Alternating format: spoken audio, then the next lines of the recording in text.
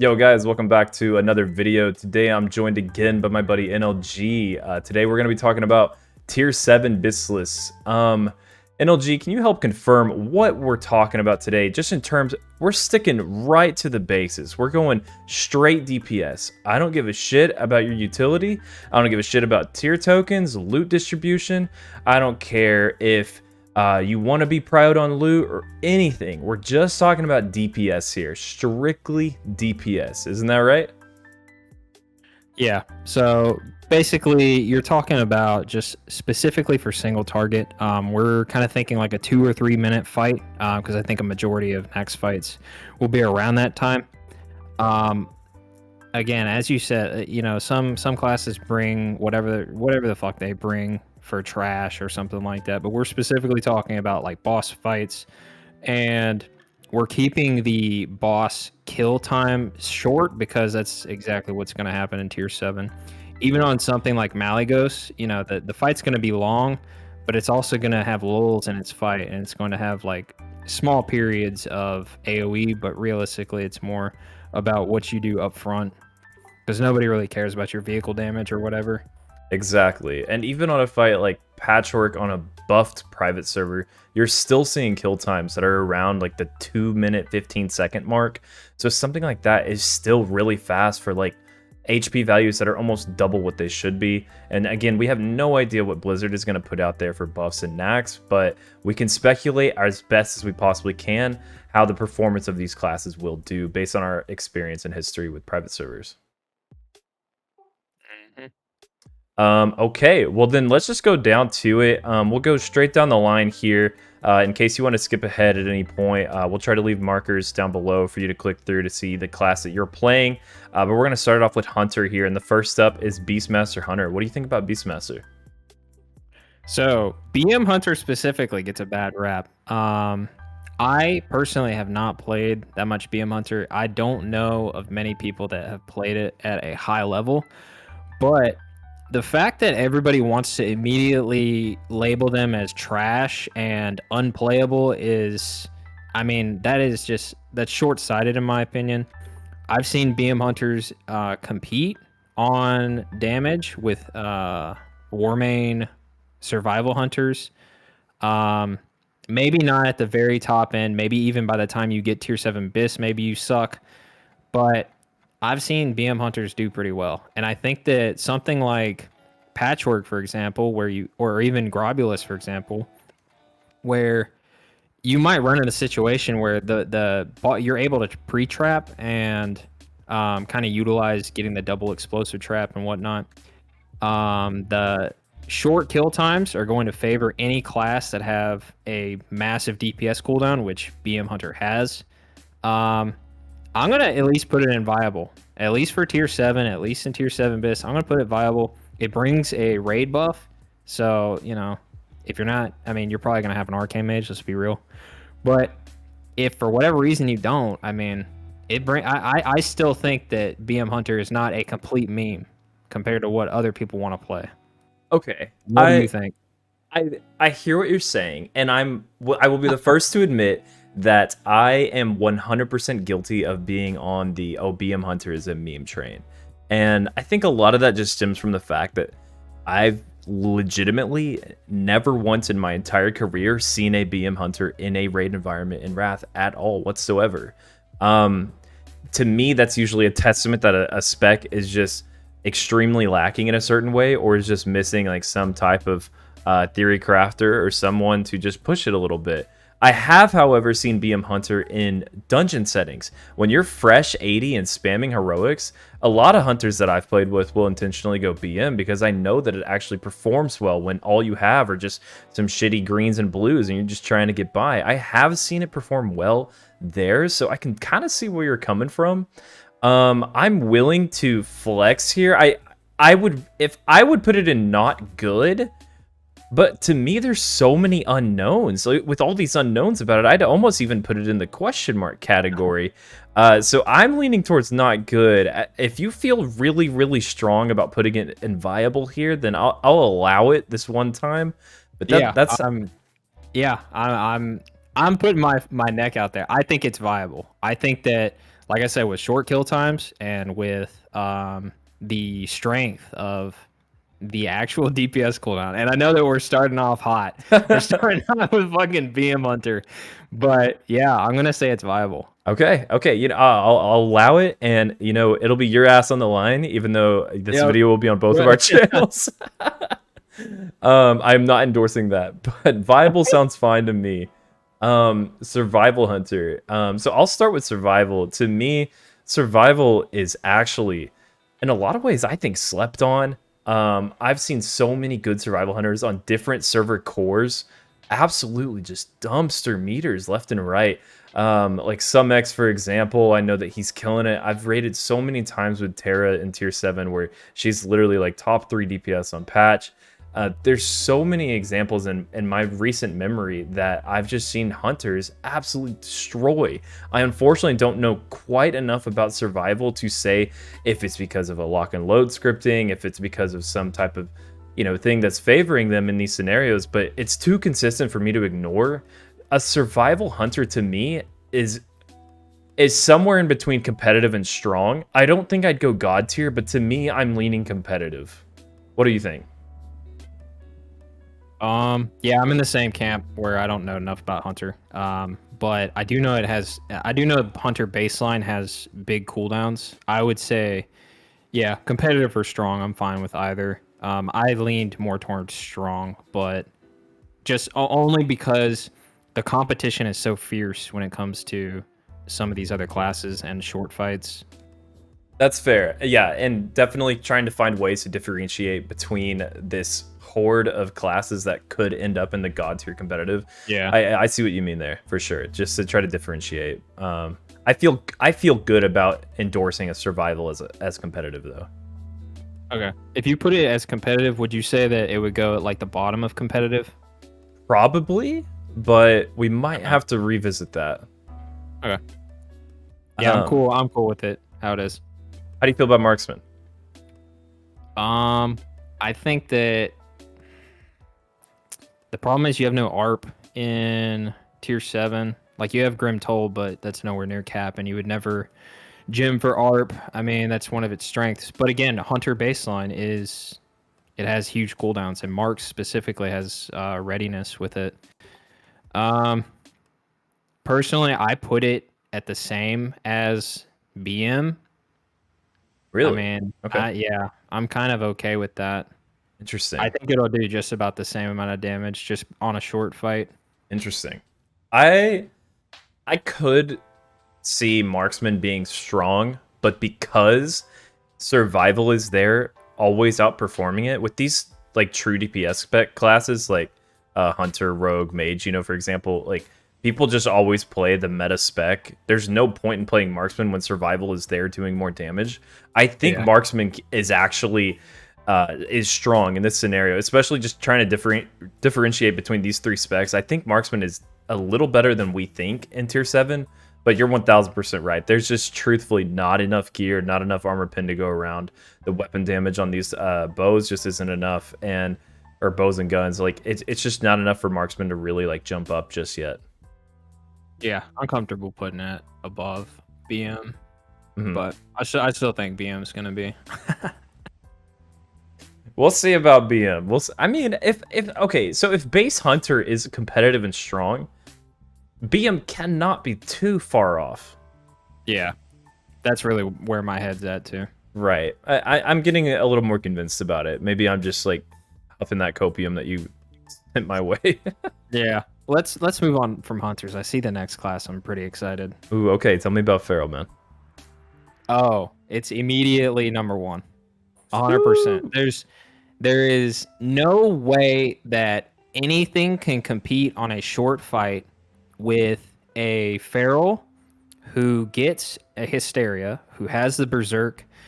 Especially if you're lusting on the pull, like there's nothing that competes with that. Especially, I don't know what exactly all these feral players are gonna do, but there has to be a way where you're gonna have fights where you come in with 5 combo point Savage Roar before you even start the pull, and it's just nothing else is even close. Like, it's crazy the amount of burst damage that a Feral is going to do with Berserk and Hysteria. And I don't even know if it stacks with Tricks. That's currently not even meta to give the Feral the first Tricks. I don't know if it stacks, but I could definitely see it being meta to get a later Tricks, like maybe the second Tricks goes to the Feral, because you do snapshot your rip with your rip glyph. I don't know the name of it, but yeah, I think that's it. Yeah. Okay, cool. Yeah, so glyph of rip. Yeah, I even without all of that, even without hysteria, even Feral's fucking pump. Like, they do really, really good damage. Like, a good Feral Druid is going to pump. And I know that people are going to immediately bring up the Omen of Clarity crap, but I've looked at different logs, and honestly, on some of these servers, like on Whitemane, Ferals were competing for top 3 with myself on Affliction, and then Assassination Rogue. They were competing, and I can't remember the exact number of Omen of Clarity procs, but it was low. It was like, it was pretty close to what we're seeing in Classic. It wasn't some crazy shit where we're seeing like 15 per minute or whatever. It was low. So I think Feral's going to be in a really good spot. I think tier 7 specifically, you're not competing with that many people for your weapon. Like, your weapon is one of the biggest parts of your damage, and you're not competing with anybody for it except for Hunter. So I think they're going to pump. I think a lot of the top ranking boss kills will be Feral, especially early before everybody starts getting tier 7 bis. I think pretty much everything that you said, I'm gonna sign off with you on. Feral has always performed extremely well, being the token Feral of your raid, getting that Hysteria with those burst windows. You can absolutely demolish. I think the pedestal that we have them on might come down a little bit with Classic. It's hard to like put it in a vacuum like this, but then know that there's like the real world scenarios of Nax where you're going to run into so many encounters where you literally just don't have cooldowns up. And a Feral without cooldowns is a little bit rougher than other classes without cooldowns. I know Feral will still do amazing and still parse extremely high when you have Lust, when you have Hysteria, when you have Berserk, and all these things. So I'm very confident putting in God tier, but there are a couple other classes that I'm thinking about putting ahead of them in God tier, to be fair. Okay. Yeah, I'm alright with that. Yeah, I was just thinking more like every single fight you would have Lust, but if you're speed running, you're not gonna have Lust every fight. So right, and I think that's wrong for me to continue to put these classes in that scenario. That we're trying to look at this in a vacuum, and so in a vacuum, you have all your cooldowns in this situation, which is why Feral is like by far a god tier class in this tier list. Either way, it's still god tier. I agree. Yeah. Okay, so Boomkin.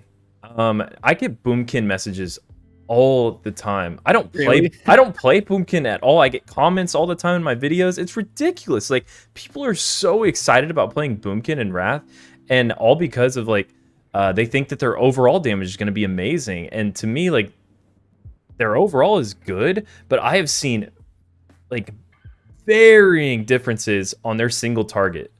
And that's what we're talking about today. Like, their single target, I have seen so many different results with like some really good Boomkins on certain servers do extremely well. And then on other servers, they do what you'd expect from a Boomkin, which is pretty middle of the pack. It's always going to be respectable. It's good damage. It's a class I always want in my raid. But to me, it fits into like the strong category. And it's a safe strong. It will never be something that I would consider viable. It's a strong class, but I cannot think that Boomkin is going to be competitive in these situations. What do you think? Yeah, there's no way that, like, Boomkin's obviously going to beat out certain classes for a little bit, like Ret, Warrior, but thinking that it's going to beat out like a Lock or Frost DK or something, there's just no way. Yeah. I don't see any scenario where that happens. It would have to be, the only scenario that would happen would be like a 45-second fight or something like that, where you're just, the uptime on your Starfall is insane, and then you still have treants the whole fight. You know what I mean? Yeah. Like Obsidian Sanctum, a speed run of Obsidian Sanctum, maybe. Yeah. Okay. Yeah. Something like that. It would do well. I mean, it's got. Have you ever watched their burst? It's fucking crazy. It's pretty Actually, sick. It is like nice. steel needs salves or he's gonna pull.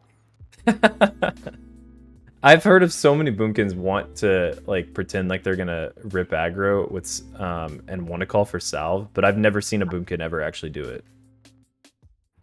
I mean, go to Goofy Pug and play a boomy. When Goofy's tanking, you're definitely gonna need it. Okay, okay. So did you have boomkin in strong as well? I did, yeah. I had it right behind survival though, so I didn't put survival in competitive, but yeah, Okay, I had okay, it in strong. okay. Okay, then I feel good about this. We can always adjust later as we throw the other classes in. How about Fury Warrior? Oh, that's a really good class, dude. Oh, hell yeah, Really, God tier. Let's go. really good, yeah. Dude, I've been watching these people in heroics playing Fury, and they're like, "Oh my god, it's actually pumping, dude!" It's so It's stupid. so funny, dude. So I stupid. just put it in not good. It's ridiculous. People are so convinced that guys like you and I are just private server Andes and Yeah, that dude. Fury I won't hope that I'm perform. wrong. Oh, sure. I hope I'm wrong, but the level that we have to be wrong is a fucking mountain, dude. Because people are Yeah. saying like Fury Warrior wouldn't be good in TBC. It ended up being number 2 or number 1 in every single phase of the expansion of TBC. When people were saying it wouldn't be good. There's absolutely no fucking chance that Fury Warrior is a number 1 or number 2 class in every phase of Wrath. There's no chance. The thing is, like, if you look at private server data, again, this is, that's the only thing that we're basing it on is private servers. The top Fury Warrior is like 6,500. Top Affliction is like 10K. So, I mean, it's literally 30% that you're behind. I don't know. Sometimes more. Most people are more than 30% behind. So, I mean, And when you set expectations like this to know like how far behind they are and how like bad they are early, they take victories in being like a top 6 DPS on a fight. If they hit that number 6 overall, or you can actually see them, you don't have to scroll down. It's like, oh shit, there's the Brown. He showed up. Yeah. And you have to think that he's probably going to be the Sunderbot at least until you start stacking Fury Warriors where, you wouldn't be the only one. Right. And what's disgusting about playing Fury is, especially this early, is not only is it a worse DPS than Arms, which we're about to get to, is Fury is, you're supposed to be Arms, bringing the physical buff. A lot of times rogues won't be combat, although I do think combat will actually be meta in Classic, but that's another conversation.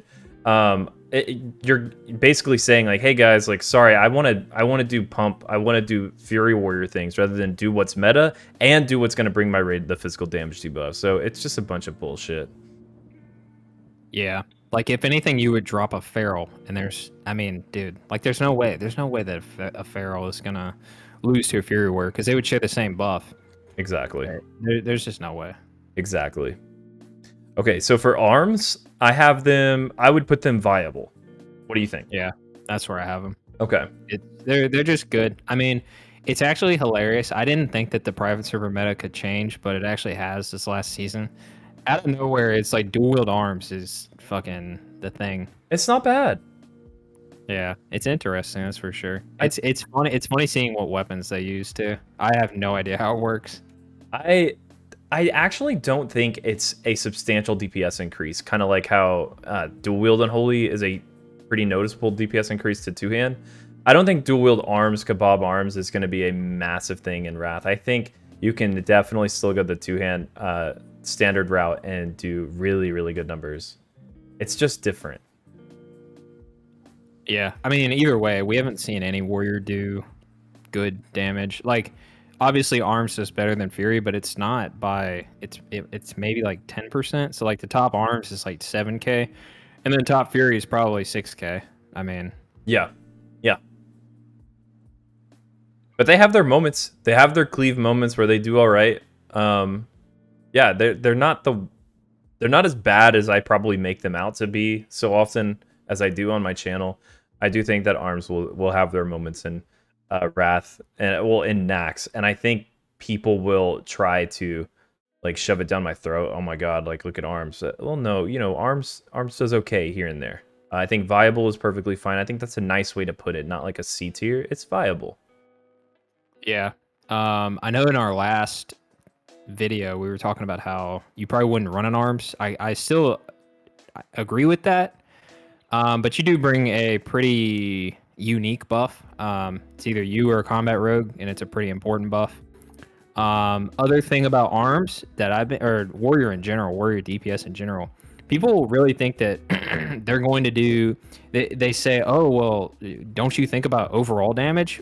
I mean, first off, we're talking about single target, but like even overall damage, like it has to be some kind of TPC mentality where you think that warrior is like the only AoE class or some shit. I don't know, but there's no like I've never in my life seen a warrior get even close until like heroic Lich King, and then Fury Warrior is like padding. You know what I mean? Yes. No, That's about it. exactly. I do think it is a little bit of a TBC mentality where people can't understand the fact that everyone gets good cleave and good AoE for overall and trash damage. Like, so many classes can actually do something on trash and not feel like they're fucking useless.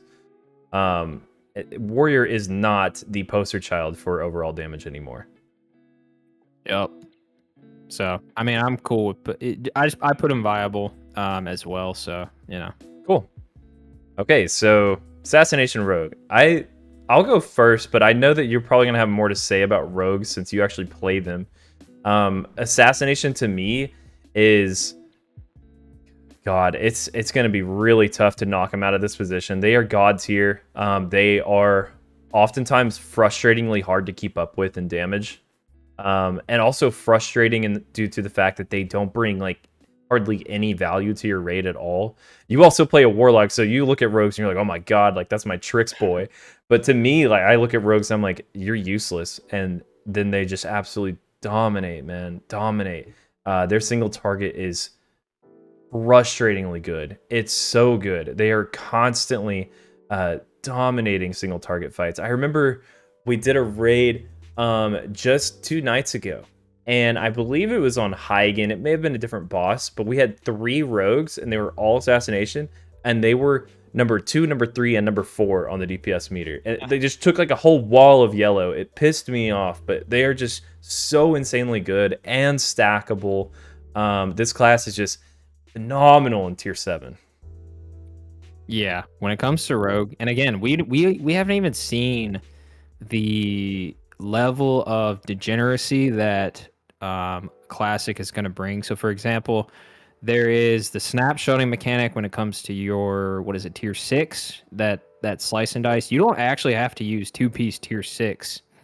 You can snapshot it in Orgrimmar on a dummy and then just swap gear. There's also the poison snapshotting from like some kind of vanilla gear or some shit. And then there's undiscovered shit. There's stuff that you can do with dual spec. There's I've heard of people talking about getting your combo points on as you would have subtlety as your off spec, and then you would like premeditate, and then you would start with 5 combo points. And even if you just play the class like it's, you know, just the 2-button class that it is, it still has insane burst. Like and it also it doesn't even matter what build you go. Like there's 2 builds. There's the RNG build that might be a private server meme, and then there's the standard, like you get expertise cap, you get spell hit cap, and then yada yada yada. But when it comes to the burst of Assassination Rogue, your biggest one of your biggest ones is the vanish mechanic. I think it's called overload or overpower or some shit. Basically, it's 20 seconds of insane energy regen, and you get the one on the pole, which is 20 seconds, and then you get another 20 seconds of it. So literally your entire lust, if you want to use it that way, is just you're just blowing. You're just insane. It's so good. It's such a good opener, and I still think it's going to be below Feral, but I do agree. There's no way there's no way it goes anywhere except God tier, and it obviously brings tricks. So It's also just a cherry on top for assassination is it's genuinely one of the easiest classes to play.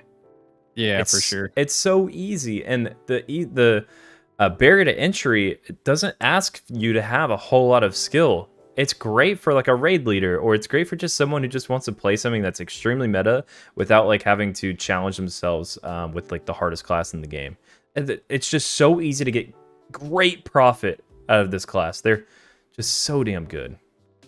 Yeah, like I would say it's one of my favorite alts. It's like my favorite, not necessarily GDKP, but just alts to bring into a pug, because you're gonna pump even if your gear is kind of trash, so you don't really have to keep up with gear. And it's like you said, it's really easy. Yeah, I like it for my alts. I don't think I would main it like I've been saying, but I would definitely keep it as an alt. And I would recommend anybody else. You should probably have an assassination rogue alt. Yeah, it's actually a really good alt to have if you ever need to, you know, change up what you're doing for a certain progression boss potentially. Oh yeah, that too. Yeah, because you might not want whatever your actual main is. You might actually want an extra rogue or two. Right. Okay. Combat. So I'll start similarly to assassination. Combat is really good in tier 7 and very much slept on. I think if you were to record a video like this maybe like a year or 2 years ago and talked with the biggest private server heads of the time, people probably would have put combat somewhere in like competitive. I think the days of combat being competitive are kind of done. I don't think it would be, I'd put it ahead of feral, but to me combat is god tier. They're actually really really good. They're crazy good, and it's a little more like it's asking a little bit more of you than the typical assassination in terms of the rotation, the cooldown usage, and managing all of that. But they are phenomenal, and they pick up quicker than you think that they do. What do you think? I don't think god tier. Really? Yeah, I love combat rogue. I love play. It's one of my favorite. I like it more than assassination. It brings its own unique buff, all that stuff. It still brings tricks. Pure single target, unless the fight is literally like 30 seconds, 45 seconds. I put it competitive. Yeah, it would have to be fast. Yeah, it's still a good. It's still good. Don't get me wrong. Like competitive is still awesome, an awesome spot. But I couldn't put it in god tier. I wouldn't put it anywhere near feral or assassination rogue, to be honest. Okay. Especially with the snapshotting, the degeneracy. That's yeah. Okay, you know, okay, I'm okay with putting them in competitive if they're at the top of competitive. They have to be top of competitive. Top? Oh yeah, dude. You're not playing with the right combat rogues, bro. We'll talk about it. You haven't seen my boy Namala in a minute, then. You haven't seen me. I'm fucking out pumping Namala. Come on now. Get the fuck out of here. You haven't seen Jumpa. Okay. Subtlety. This is probably for me the first class I'm gonna put in this question mark category. Yeah. I've never seen a subtlety do anything in a raid environment ever. Maybe they could do something, but I cannot endorse anything on here. So for tier 7 specifically, I agree. I've never seen one in tier 7, but I have heard of great memes of full ARP sub rogues. So I'm not gonna and it's still a rogue. Like and it's got some interesting talents. Like you still get not still get, but you get something called filthy tricks where you get I think it's 5 seconds reduction on your tricks. So I mean let's say hypothetically it's close in damage to assassination or combat somehow. Sure. It's just been slept on. I mean, you still bring an interest, like, 50% uptime on your tricks or whatever. So I'm going to put it in question mark, but I'm not dismissing it. It's still a rogue. I'm still, for example, I still think it would be above it's still going to be above a Fury Warrior probably, to be honest. Holy shit, it could be. Yeah. I would love to see what it actually could do. Especially if it could do more than a Fury Warrior. Oh my god. Dude, I bet you I would actually take that bet. I would bet that just because it's a rogue, It's just like, hunters are all going to be good just because it's baseline hunter. So new jump up video, subtlety. Hell no. I do have a rogue tank build that I made when I was questionable mentality. Oh, good God. It's a nice little raw build. Okay, a video for another time, I'm sure. Okay, about mages. I really quick want to say about fire before we go any further with the rest of the list, something that we haven't talked about just yet.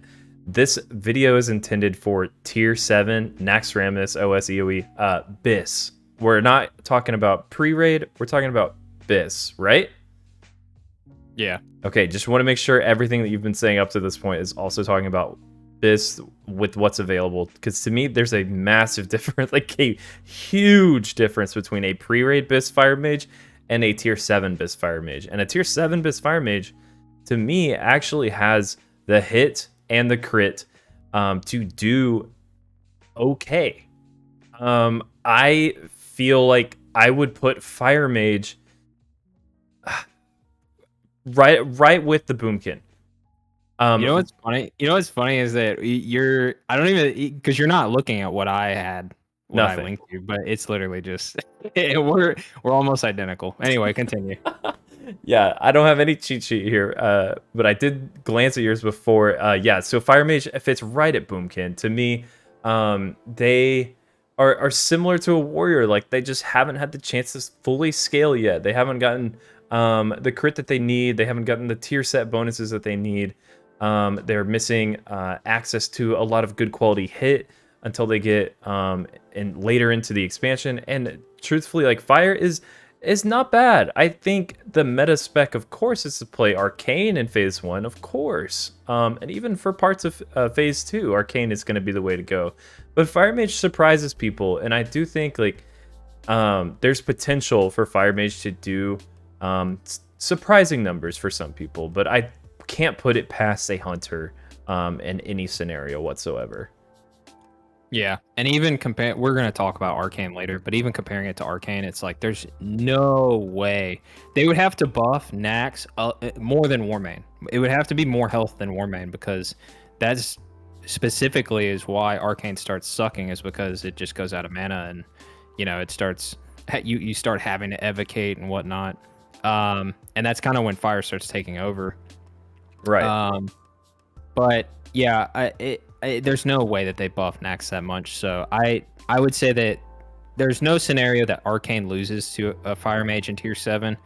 But yeah, you're right about the hit rating stuff. Like the one of the worst parts about playing Fire Mage is trying to hit that. I think it's 14% that you have to gear for.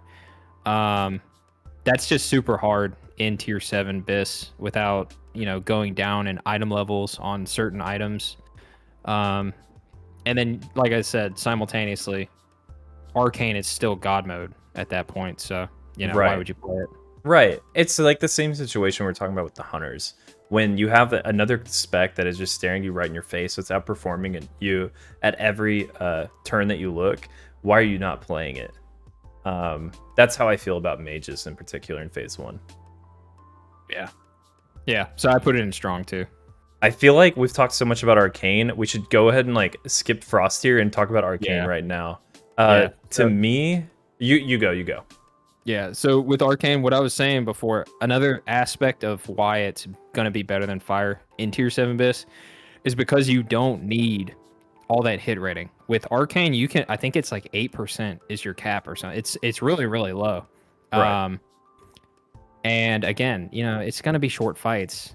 And, if your raid is playing around you, your mana is not going to be too much of an issue. They should be giving you innervades. They should be giving you the mana hymns and stuff, So where do you put Arcane in this list? Oh, I put it God tier. Okay, cool. Yeah, we can talk about specific order, like I said, but I would put it behind Feral, but I think right here is really good. And there's even potential with like maybe unfavorable Omen. I know we said like we don't know about Omen really a whole lot yet, but I do think like there's a possibility these two could swap places. That's how good Arcane is. Yeah, I agree. Okay, cool.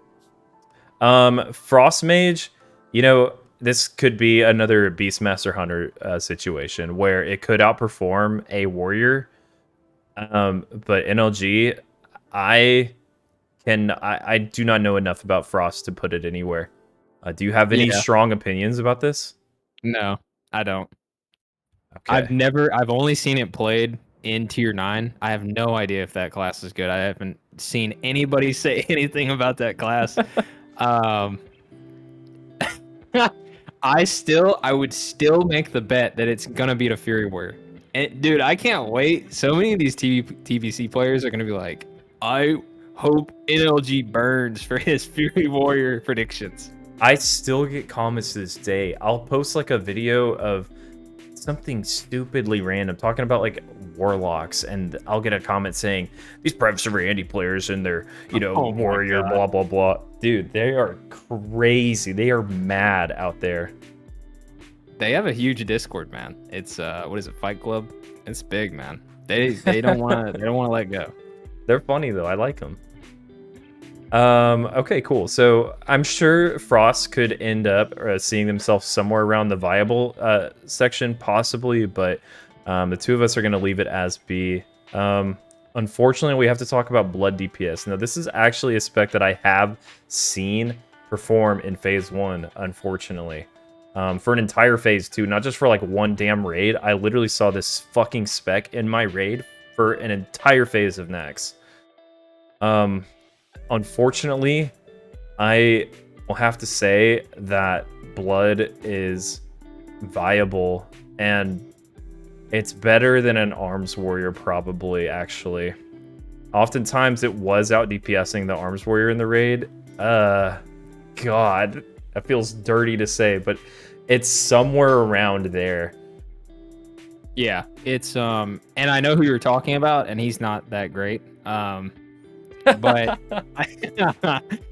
I know that there's another guy that plays Blood DK. His name is Hex Monkey. He's pretty good, man. He's pretty good on other classes too. Yeah, I've actually seen. I can't remember if he actually did pretty well in tier 7 specifically, but I know by tier 8 he was actually pumping, like especially like XT hard mode and stuff. Yeah, so I also put that in viable. So that's all I gotta say about fucking Blood Death Knight, though. Yeah, I can't say much more or even spend a whole lot of time figuring out where in viable it ends up, but I think right here is fine, and I'm ready to move on. Yeah. All right, Frost DK. One of the most like talked about specs that people are really excited about playing in Wrath is Frost DK. Very approachable class, very straightforward, easy to play, easy to pick up. I think what is one of Frost's biggest benefits and their biggest strengths in talking about like a pure damage situation is their cooldowns are literally 1 minute. Well, Unbreakable Armor is 1 minute. And that is huge, man. When you can pop that cooldown like just constantly, and that is like your DPS window, that is a major strength for you. You don't have to save your cooldowns for a particular push window or an opportunity where you're going to get a huge buff, like say on Thaddeus. You can still pop it phase 1 of Thaddeus. You're gaining a lot of value of having only a 1 minute cooldown on Unbreakable Armor. They are probably one of the least gear dependent classes in the entire game, right up there with Assassination Rogue. Frost DK can pump without a whole lot of gear. I think I typically would put Frost DK in a God tier situation.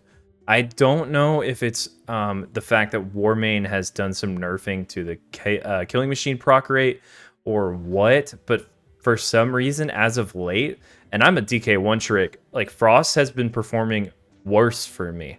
And maybe it's the classes around me that are performing better, but Frost has actually ended up, for me, like ahead of Combat, probably ahead of Arcane Mage, but it's to me, it's somewhere like at the end of God tier, or even at like the top of competitive for some reason. Yeah. First off, yeah, I'm gonna delegate this to you. Like, I'm gonna let you put this wherever you want. But specifically with Frost DK, I have heard rumblings of the Killing Machine being way too much on previous servers. I put it competitive personally. It does well, but you know, the fight would have to be really short. It would have to be, let's say it's a minute 30, then you get the perfect, 2 unbreakable armors. One of them has 100% uptime during Lust. I mean, I could see it doing well. I could see it maybe God tier, depending on whatever scripts we get with Classic. But, I have it competitive because I'm not entirely sold on it. The thing is, it's got weak execute and it's got weak overall cooldowns, I would say. When it comes to like compare it to a Pharaoh's Berserk. Sure. It's it's nuts what and it would be one thing, let's say that you had something equivalent to Hysteria to give to a Frost DK, then sure, maybe. But yeah, I think it's a little bit weaker. I think, for example, even Unholy, I think Unholy would shit on Frost DK on anything quick. So yeah, I put it competitive. One thing you did say that I have noticed is the gear independence. So you don't need any gear to do pretty well on a Frost DK. Like I'll walk into tier 9 with my Frost DK. He's got trash gear and I still do okay. Like Yep. it's actually hilarious. That's always been the case about Frost. You don't need a whole lot of hit rating. The expertise cap is actually not that huge of a deal for you.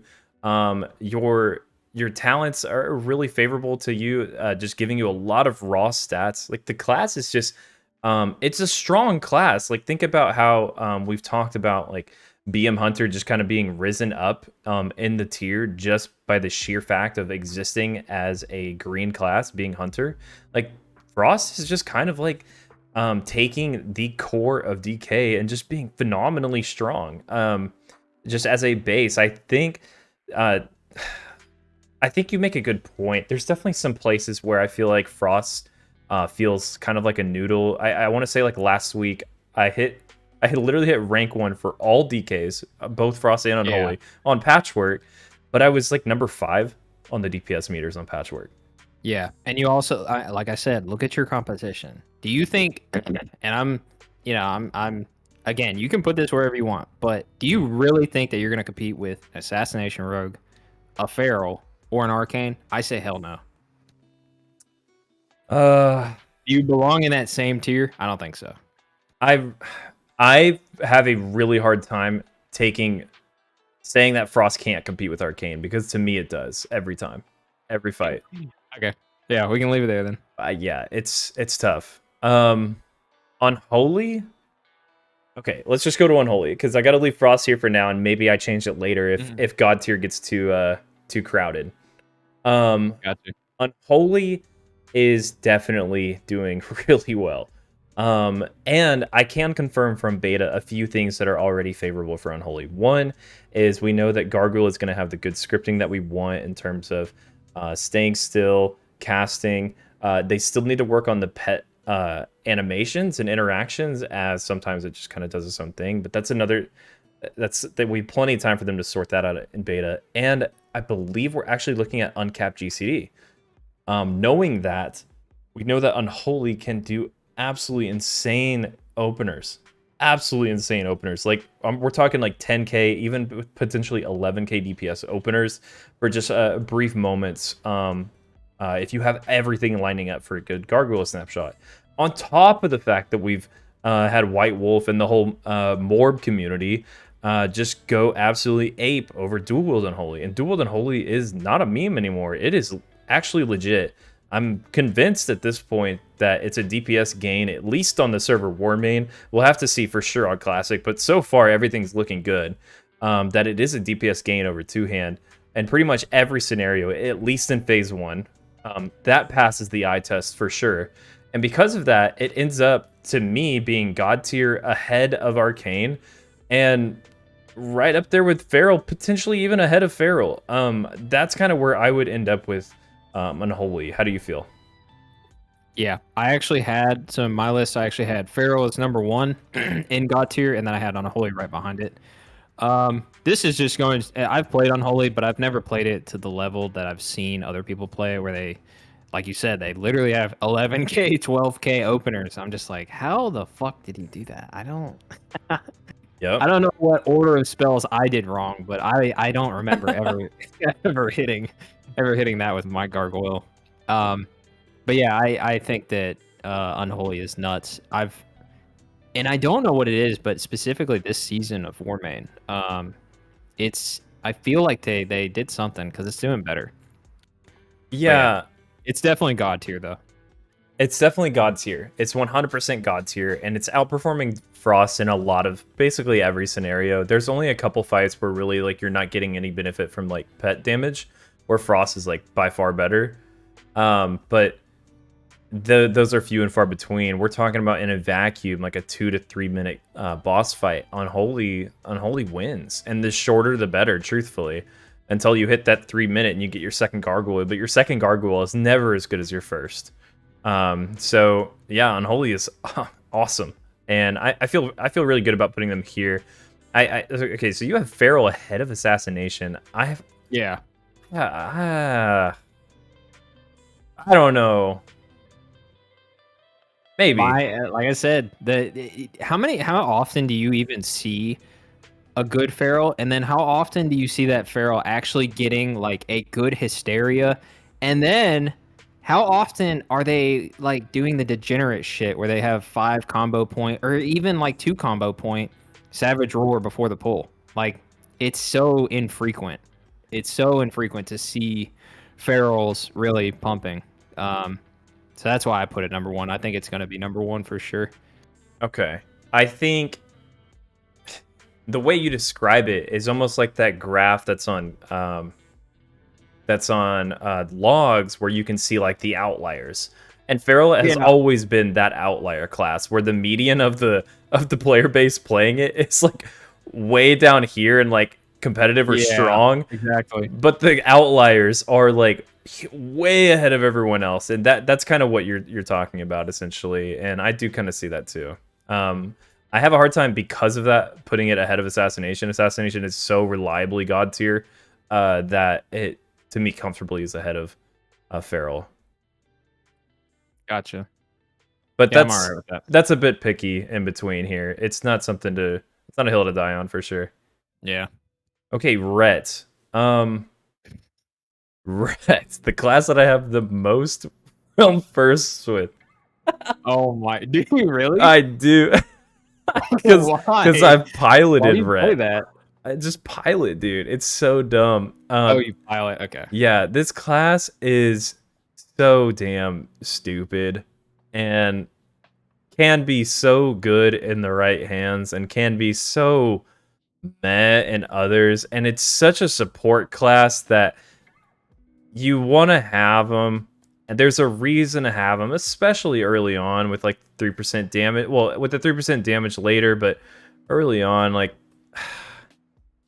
they're obviously better than everyone who's inviolable. They're Hell no, they're not. What? They're low, dude. They're like a warrior damage. Now, okay, there's actually no good Rets, I think. I've seen one good Ret. His name is Dalsgaard, and he's playing demo this season. That's the same guy that I would endorse. He's the only good Ret that I've played with is Dalsgaard too. I see him put up numbers, especially in Ulduar, but we're talking about tier 7. I've seen him do good numbers too. I've specifically seen him do good numbers on like pure target dummy, single target fights. Not on Warmane, it was a different core. I believe it was Synergy when this happened. He's done decently there. But okay,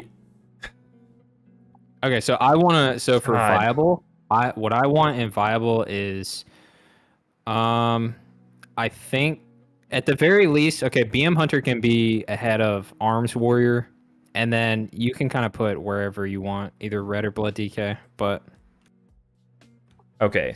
So like this? There you go. Yeah. There you go. Perfect. Okay. You can do whatever you want now. Okay, I can do whatever I want now. I'm going to put Red ahead of Blood. Okay. I feel good about it, especially because honestly, like Red doesn't even do as good in Ulduar as they do in Nax, in my opinion, because everything is undead in Nax. meaning they gain percent damage from Glyph of Sin's Undead and way better damage on their exorcism. They'll do better overall with Holy Wrath, but in a pure single target scenario, I believe Ret would probably do better in Nax than they would in Old War. Yeah. Sorry, I was thinking more like important cleave fights like Firefighter and Freya and stuff. For Red actually pumps there. Okay. Yeah. Anyway, continue. No, yeah. So I think viable is fine. I don't think that I could ever see them doing more than a geared fire mage. Yeah. So I think viable is fine. Okay, Elemental Shaman is a fun one. Have you played Elemental Shaman much? Yeah. I was pumping on it this season. It's not bad. But, yeah. It's people. I swear to God, this class is slept on. I swear to God that nobody has. I've seen like one or two that do really well, like when the season opens or when Tier 7 opens.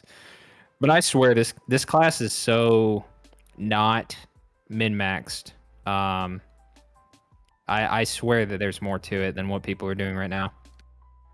I definitely think that Elemental could use a little more love in the community's eyes and in efforts for theory crafting out the best way to play the class, for sure. I'm with you.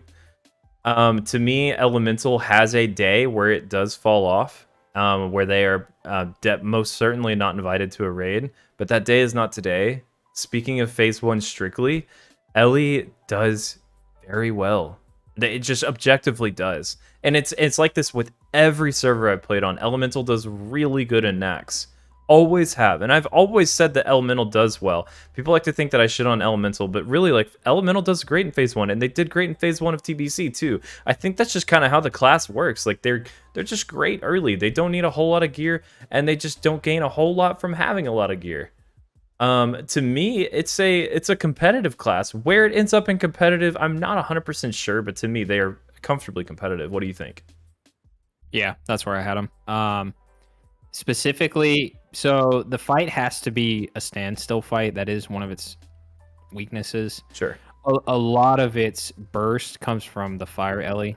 So it's also a long cooldown. So obviously it's, unless you're waiting for every single cooldown, every single fight, it's not going to be the best for speed running. You would in a good group, you would definitely snapshot it at the beginning. So you would open with Flame Tongue just for your Demonic Pact. So that's kind of a wasted global at the beginning. But yeah, it pumps. I still think that melee weaving as an Ellie, once you start hitting global cooldown cap with certain abilities, if you can rotate in a few staff bashes or a few melees where you've got, you already have Flame Tongue on your weapon, it's gonna do it's kind of like an enhanced shaman in that aspect. Weaving in a few melees, because when I watch TBC stuff, I watch the melee weaving hunters, and I'm like, man, that is so like it's an automated thing, and I'm thinking, like, if you do like a 0.8 second lightning bolt, if you could get a fat melee in there every once in a while, on top of what it already does, it already does competitive damage when people aren't min-maxing it like that. I mean, I swear this class is slept on. It does have mana issues, and it is very cooldown reliant on your fire Ellie to do really good single target, but people when it comes to shaman DPS, people were literally like, I'm gonna bring one shaman, I'm not bringing an Ellie. Ellie is, you can trash the Ellie, and I swear people don't know what they're talking about. I don't want to see an Ellie in my roster past tier 9. I think tier 9 is my cutoff. I think they're welcome anytime before that, for sure, though. And Ellie, like you say, definitely can melee weave. It's not quite complicated like a hunter would be, because a hunter has to move out again to be get out of their dead zone. But if you have a standstill fight like Lotheb or Patchwork or even like phase 2 of KT or something, if you want to stand in one of the melee groups, you just have like your auto attack queued, and then you're just casting. It's like that the whole time. I've leveled Ellie before as well, and that's just literally how you play the class. You just have your auto attack queued, and you just keep casting, and before you know it, you're gonna have a melee hit every now and then. Yeah. It's a decent class. It really is it is that good. They are solid. Definitely slept on for sure. And it's strictly speaking in phase 1, they are solid, very competitive. I actually could even see us you and I like putting them above survival. Yeah. I'd be down for that, yeah. Yeah, okay, cool. Let's do that.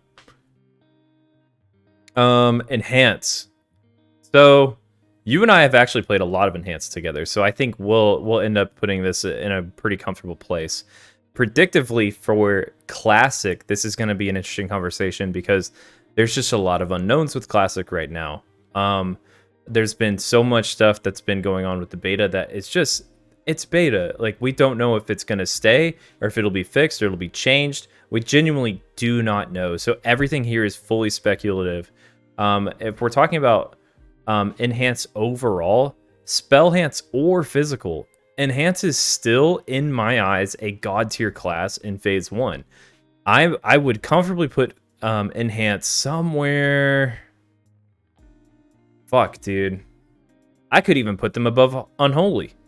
Really? I could even put them above Unholy. And like Legacy players supports this. Like Enhance out DPS is Unholy on every fight so often that literally the top DPSers, like the top parsers for all boss kills, it's a couple Warlocks and then it's Enhance. Enhance is the one that is literally competing with the Warlocks here. And now, of course, like that's like our Spellhance that we know and love, which we might not have quite the access to come Wrath Classic. But even then, like my homie Doll Parts back in the day would absolutely destroy with Physical Enhance. It's still great. What do you think? Yeah. There's just way too many unknowns. there's way too many unknowns. If we're talking about just private server scripts, then yeah. Enhance specifically spell enhance, because enhance melee enhance is slightly worse. Right. And I would probably put it in competitive. But yeah, I mean it's god tier if you do that, but I don't know. Things are looking kind of grim when it comes to the way it's played right now compared to what they're talking about in the Shaman Discord. Also, shout out to the Shaman Discord for being a pure hater of Spell Enhance. Yeah.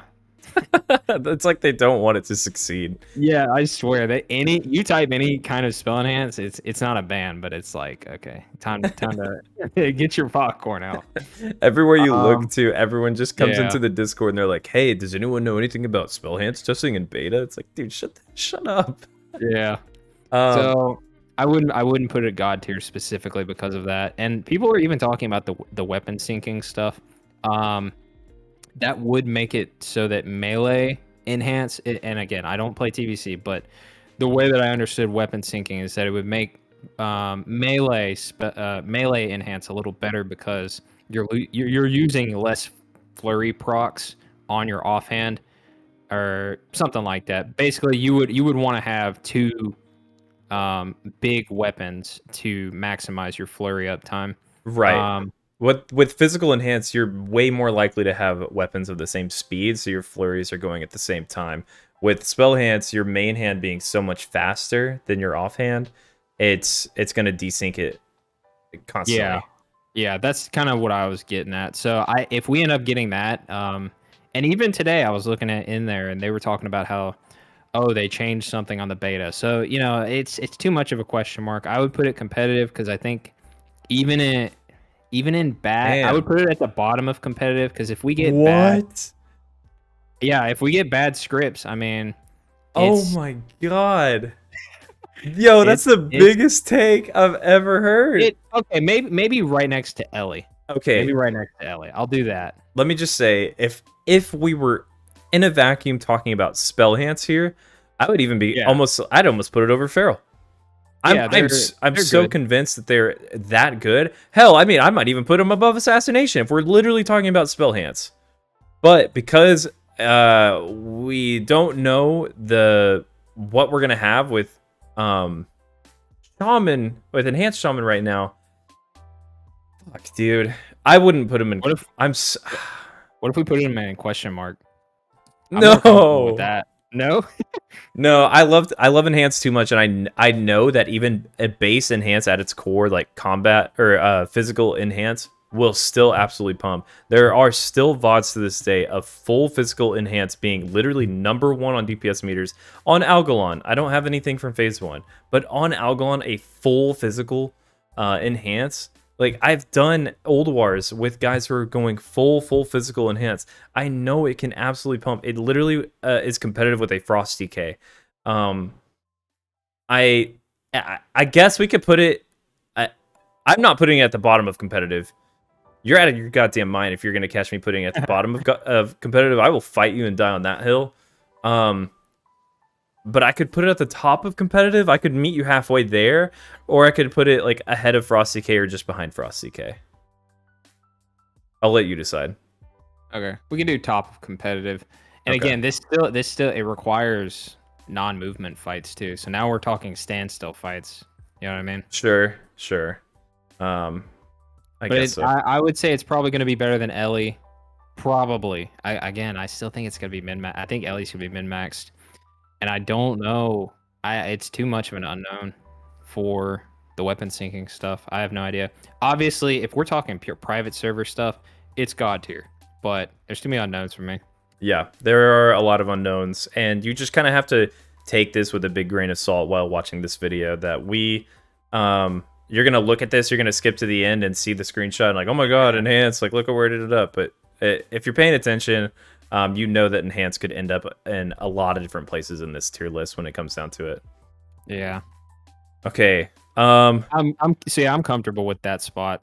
And again, pure you have to stand still because dude, when even if you're in tier 7 bis, you start adding movement into a fight, dude, it is awful to play enhance. And I'm sure that you can agree with me there. It's pretty frustrating at times, but if you don't have Fire Ellie anyway, just refreshing Magma is not all that. It's not the end of the world. I guess. It's not that it's bad. so tilting. Okay, Demonology. I think Warlock. Yeah, dude, this is all right. This is your alley, but let me start at least with Demo because I think, and I've been saying this for a long time, that Demo is a little bit slept on, especially in phase 1. I think I used to say that Demo would probably outperform Affliction 9 times out of 10 in an unbuffed Naxxramas, but we know that we're getting somewhat of a buff in Naxxramas. So because of that, I know that Affliction comes up a little bit more. Demo to me it's god tier, and I have a hard time putting Demo anywhere else in a tier list than god tier, even through the entire expansion. You're gonna have to help me out in terms of where you feel that fits in god tier. I'm hoping you still have it in god tier. I don't actually know for certain where you have it. If I had to pick, I'd put it behind. I'd probably put it behind both the DKs, maybe ahead of. Shit, it could go there. I could see Demo Lock there. They're just so damn good. What do you think? Help me out here. Yeah, that's about where I have it. So again, I don't have Frost DK up there, but with Demo specifically on a 2 to 3 minute fight, it's like perfect because you're gonna open with Metaform, and then I mean, you might get a second one. Like, you might get a full duration of a second one, and it would be an execute. Oh, yeah, that'd be so damn good. And another thing that private server. So the thing about private servers is that your immolation aura, the thing that you use in meta, that continues after you leave Metaform. So that's kind of helping it. You know, that's one thing that Classic on the beta currently, when you leave demo form, you also lose immolation aura. So I could see that. But one thing about demo that's kind of people don't really talk about too much about it is their execute is substantially easier to activate than Affliction. Affliction, and I'll talk more about Affliction execute actually later. But just trust me when I say that demo execute is substantially easier to activate. And I mean, just think about your uptime with meta, your uptime with lust, your uptime with the execute. Your execute's going to be longer. And just how perfectly your cooldowns are going to align when you get that second demo form. And again, the other aspect to this is that this is pure damage demo, because I've been putting out a lot of support demo and simp demo. In that case, you wouldn't be anywhere near this. You'd have your pet AFK all the time. Oh, come on. It would still be if your pet's AFK, if your pet's AFK, dude, you're kind of simp demo would probably end up here. Maybe strong. I don't know, man. Your pet's AFK, dude. That's really bad. It's not AFK. It is for like half the time if you're doing like pure simp. Anyway, when it comes to demo though, you have such a long execute. You have your cooldowns lining up in the 2 or 3 minutes. I put it God tier, but I still think it's below Feral and Unholy in my list. Now that I think about it, it's probably below Assassination Rogue as well, so I'm comfortable with that spot. Cool. Yeah, that's how I think about it. Yeah, I feel good about this spot too. Demo has phenomenal cooldowns, and it's a really, really good class in Wrath, and it does particularly well in Phase 1. Wouldn't you agree? Yeah. Particularly well in Phase 1. More so than other phases for demo. Does it scale better? Maybe. No, I don't think it's. I mean, by late ICC, you're only going to see a demo, like super late ICC, because people start hopping off of the Affliction train. Right. I mean, it's super strong in TOC for sure. Is it in its best spot? I don't know. Yeah, I'm gonna put that. I don't know. Okay, yeah, that's fine. Let's talk about Destro, and let me start by saying, anyone who's coming from my community or anything that I may have said in the past about demo or Destro, I'm sorry, for Wrath, is you've probably seen me put it in not good. You've probably seen me put it in viable, or even you've maybe seen me put it in a question mark category. I need NLG's help here, because there's the Destro hybrid shit that I have not seen on any server at all except for Warmain. Dude, what's going on there? What's the deal? Is this going to be in Classic? Oh man, so Destro, I have to put it in question mark, because we don't know. We still don't have good logs. We still don't know. It's good. It's just straight good on. So first, I'm going to talk about Destro. Destro is great for a fight like Malygos, where you're not going to have an execute phase on the boss. So when I say that, you kind of have to know how the fight works. But basically, you don't see a 35%. You don't see a 25%. Sometimes you see a 35% though for like 2 casts, but that's not enough for Demonology to beat out a Destro lock on, say, Malygos. The biggest question mark around Destro, and I swear I could talk for 10 days about how this works, but the biggest question mark on Destro is the conflag interaction with your immolate. The crit chance. So the way that conflag works, conflag is taking your immolate damage, and then it's hitting with an instant amount of damage, and then it's doing a little bit of a dot. Now, the complicated part of that is Immolate specifically is going to snapshot your spell power. I know that is a new concept, but every dot in Wrath, whenever you cast it and you have that spell power before you casted it, it's going to keep that same amount of damage the entire duration. So the way that Conflag is going to work is it's going to take that spell power that you could have potentially had on your Immolate, and then is it doubling it? Is it like, let's say you get another spell power proc after once you're able to conflag, let's say you get a spell power proc, is it going to double up on spell power there? Is it doubling up on crit chance? Are you snapshotting the crit chance? The numbers that I have seen on private servers is very questionable to me. So immolate, conflag, all of these abilities. I'm watching, I read my talents. I look at my specific crit chance, even how it fluctuates throughout the fight. Regardless of what buffs I have, I'm sitting at like 28% crit chance. I know that there's the meta interaction. There's a bunch of different talents to give you crit. I don't understand how my conflags getting a consistent like 60 or 70% crit chance. I don't know if Classic's going to work that way. Nobody freaking knows. Right. I am very much in the camp that I have to put Destro, I have to put Hybrid in question mark because we don't know how Conflag is going to work. I can tell you if we get private server scripts, man, Hybrid and Destro are insane. Hybrid specifically is so freaking fun and it's so good and it has the execute that Destro is missing. Let me ask you this. Yeah. If, okay, in the worst scenario, would you say that Destro or Hybrid is like a strong? In the worst situation, it's probably strong. Wouldn't you agree? Again, man, like it's so crazy what the crit chance of conflag is. So do I put it above? The question is, do I put it above Ret? Do I put it above Blood DK? I've seen pure I don't. Destro on previous servers do fine. It looks good on the beta.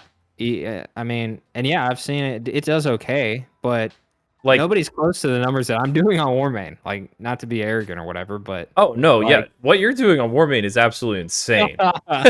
It's um, objectively insane. Like at its best. Okay, so what I'm trying to establish is like a floor for Destro and Destro Hybrid. a Like floor. like a floor Yeah, could potentially be like a reliable strong, and at its absolute ceiling of yeah, potential here, we're talking like up here with Unholy, right? yeah. Um, I would have to put it. I'd have to put it. Yeah, probably strong is probably the floor, and then the top. I wouldn't put it god tier. I would put it. Okay. I'd put it top of competitive. Okay. And again, this is Destro and Hybrid. Hybrid does have a slight edge, and I have talked about this before. There's so much min maxing when it comes to Destro. It's snapshot again. Immolate snapshots your spell power. It's going to snapshot your crit, and it's going to. Who knows how the conflag is going to work? It would snapshot tricks. It would snapshot like the Thaddeus buff, any kind of damage modifiers. Yeah, it pumps, and hybrid has the execute, which is nuts. So yeah, I have to put it floor at strong because I have to say it's better than just about everything in viable, and then Sure. ceiling maybe at the very bottom of competitive. But again, you have Frost DK up there. I would still put it above Frost DK. Sure. Sure. So yeah, I would feel like at its ceiling is above Frosty K for sure. yeah, Let's if you want, we can put it here at question mark because bro, you know people are gonna screenshot the end of this. I feel like yeah. I feel like we should put it maybe here, maybe even at the end of competitive, and just like Okay. wash our Yeah, hands we with can do it and that. know that like the good listeners who've listened through the enhanced and listened through the Destro portions know that like this story is a long conversation with Destro. Yeah. It's so there's so much to it. There's so much to it, man. But Yeah. anyway, Okay, Affliction. This is another one that you're gonna have to do a lot of lifting here. But Affliction, people, I think, are so quick to say that a quick fight is not gonna be good for Affliction, and I'm not gonna say that they're wrong, but I think that they're missing the fact that Affliction is still doing really good damage throughout an entire fight, even before Execute hits. That Affliction, like to me, is just a consistent, like it's roguelike levels reliable for god tier damage. And I will always endorse a raid that is stacking Affliction Warlocks over any other class. I will always endorse someone to roll an Affliction Warlock alt. To me, Affliction ends up, and I would put them somewhere around here in God tier potentially, because this is phase 1 only. I could see putting them here behind Demonology if if the fight is really short, like 2 minutes or less. It's kind of varying where Affliction could end up, but to me, like, their spot is safely in God tier. What do you think? Yeah, I actually agree. I ended up putting it in competitive, but I do agree it belongs in God tier. And it is fight dependent. If you're talking patchwork, patchwork has enough health to where you're gonna get a decent execute, but something like a Nubarak, you're just gonna suck compared to a lot of these classes. Um, and even like a 2.5 minute fight, I think a Demonology Warlock would beat you out. Right. Um, but yeah, I'm confident. I would say that's the floor is where you just put it. So right, kind of behind Arcane, that's the floor, and then potentially, depending on fight length, I would put it at number one. Obviously, it's number one on several different fights. Yep. But yeah, floor versus ceiling. Um, I and agree. One I have 100% about your floor and ceiling. Could we meet yeah. halfway with it and put it here? Um, yeah, we can do that. Okay. I'm okay with that. Okay. Um, I do want to talk on the execute part of it though. Okay. So when it comes to affliction execute, it does have to be long enough. People keep saying, yeah, I understand that 25% is always going to be 25%, whether the boss's health is 50 million or it's 100 million or it's 5 million.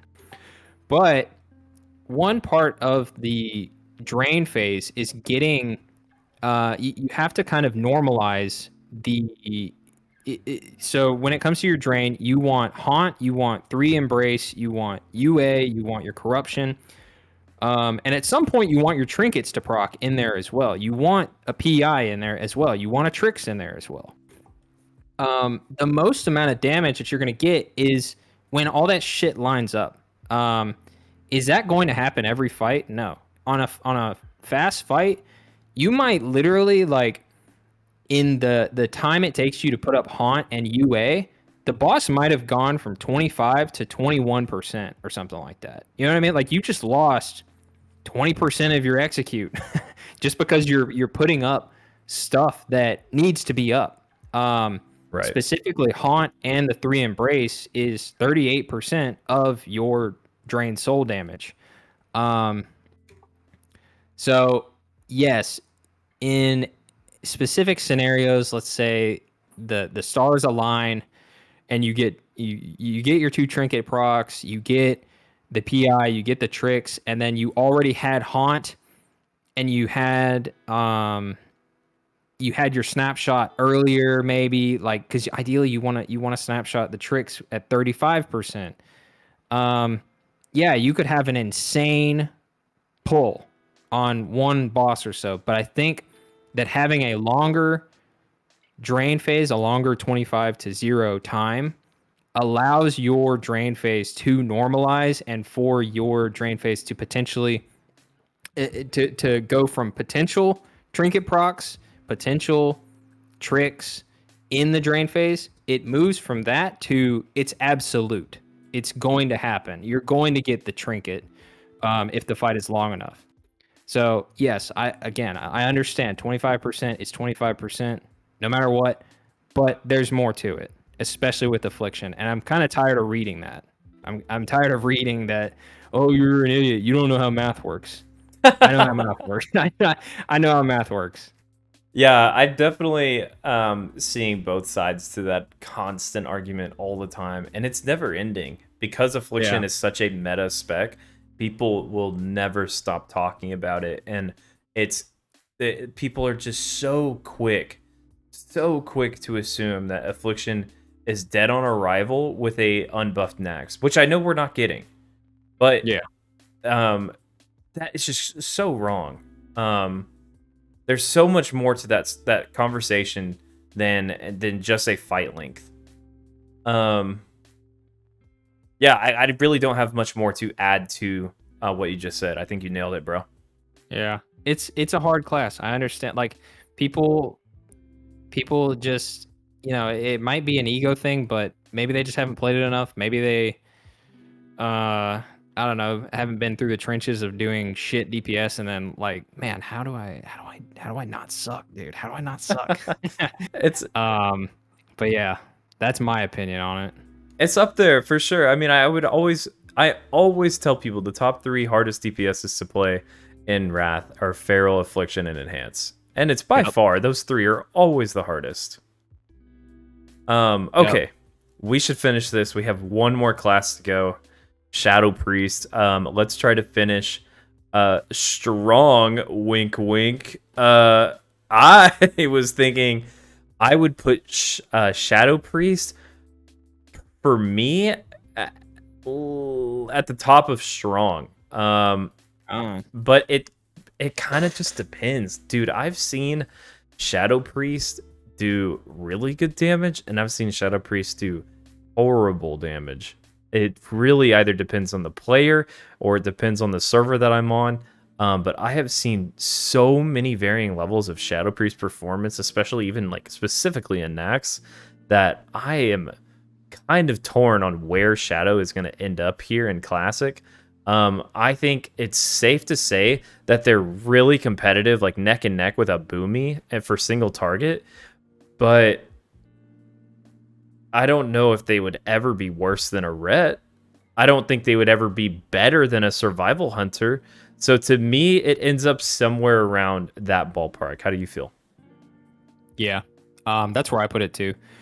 So specifically on the server thing, yeah, I agree. Every single server I've seen Shadow Priest do insane. The thing about it is that you can snapshot with your Shadow Word Pain. It's worse than an Affliction Lock, but you know it could be a thing. I've also seen, I don't know if you know Clicks, but Yeah. I've also yeah. So I've seen him. He does weird stuff where he's like weapon swapping for haste, specifically for his vampiric touch. I think it could be min-max a little bit. The core part of whether or not Shadow Priest is going to be good, though, is Shadow Fiend. I've seen that thing do insane openers, insane damage on openers, where I'm just like, holy shit, I didn't know Shadow Priest had burst. Interesting. Yeah. Like I'm talking like it keeps up with like a ton of those other classes in competitive in God tier. So that's where I fall on it. I don't think it'll be God tier. I really don't. I don't think it competes with. Maybe it could be some. I would say definitely the floor is strong, and then the ceiling is competitive. That's where I'm gonna put it. And I had it in the exact same spot, but I actually had it right behind a Boomy. Okay, yeah. I mean, if you had it behind a Boomy, I'm perfectly fine putting it behind Yeah. Boomy as well. To me, their floor is above a Ret Paladin, which could be like at the end of strong or at the top of viable. Just feels like the wrong word for Shadow. It just isn't. It's better than viable. And I think yeah, their ceiling is probably here, right behind survival, more than like a potential like weird thing with Destro. I don't know, but not ahead of an Ellie, not ahead of a combat. I feel Shadow is perfectly good right here with what we know now. Yeah. Cool with all this? You cool with what we have currently? Dude, I feel great about it. Thanks so much for jumping in the call. We spent the last hour and 23 minutes going over all these classes for Phase 1 Classic. I feel really, really good about it. I think we are probably going to get this time-stamped and screenshotted a million times, and all of the warriors are going to absolutely riot when they see what we've done.